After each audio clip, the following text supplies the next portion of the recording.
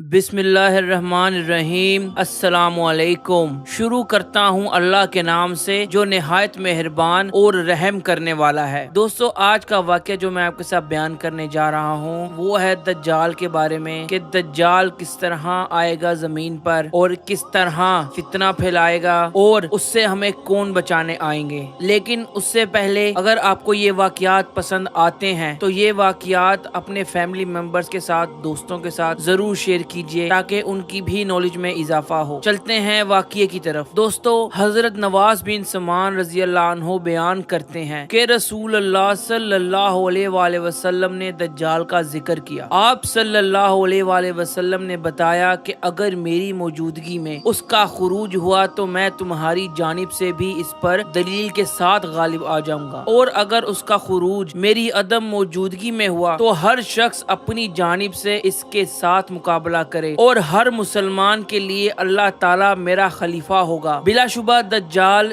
जो इन घुंघरियाले बालों वाला होगा उसकी एक आंख फूली होगी, गोया कि इसको अब्दुल अजीज बिन कतन के मुशाबा समझता हूँ। दज्जाल की मुलाकात तुम में से जिस शख्स से भी हो जाए वो उस पर सूरत कहफ की इब्तदाई आयात पढ़कर दम करे, और एक रिवायत में है कि दज्जाल पर सूरत कहफ की इब्तदाई आयात तलावत करे, इसलिए कि इन आयात के सबब तुम्हें इसके फितने से बचाव हासिल होगा। दज्जाल शाम और इराक के दरमियान एक रास्ते पर निकलेगा, वो दाएं बाएं फसाद बर्पा करेगा। ए अल्लाह के बंदो, तुमने साबित कदम रहना है। नवाज रजी अल्लाह अन्हु ने दरियाफ्त किया, ए अल्लाह के रसूल, वो जमीन पर कितना अरसा ठहरेगा? आप सल्लल्लाहु अलैहि वसल्लम ने जवाब दिया, वो जमीन पर 40 दिन ठहरेगा, लेकिन उसका एक दिन 1 साल के बराबर और एक दिन 1 महीने के बराबर और एक दिन जुम्मे के बराबर होगा, और बकिया दिन तुम्हारे दिनों के बराबर होंगे। हमने दरियाफ्त किया कि ए अल्लाह के रसूल सल्लल्लाहु अलैहि वसल्लम, वो दिन जो साल के बराबर होगा, क्या हमें इसमें एक दिन की नमाजें किफायत करेंगे? आप सल्लल्लाहु अलैहि वसल्लम ने नफी में जवाब देते हुए फरमाया, तुमने नमाज के औकात का अंदाजा खुद लगाना है। हमने दरियाफ्त किया, ए अल्लाह के रसूल सल्लल्लाहु अलैहि वसल्लम, वो जमीन पर किस कदर तेज रफ्तार से घूमेगा? आप सल्लल्लाहु अलैहि वसल्लम ने फरमाया, उस बारिश की मानंद जिसको पीछे से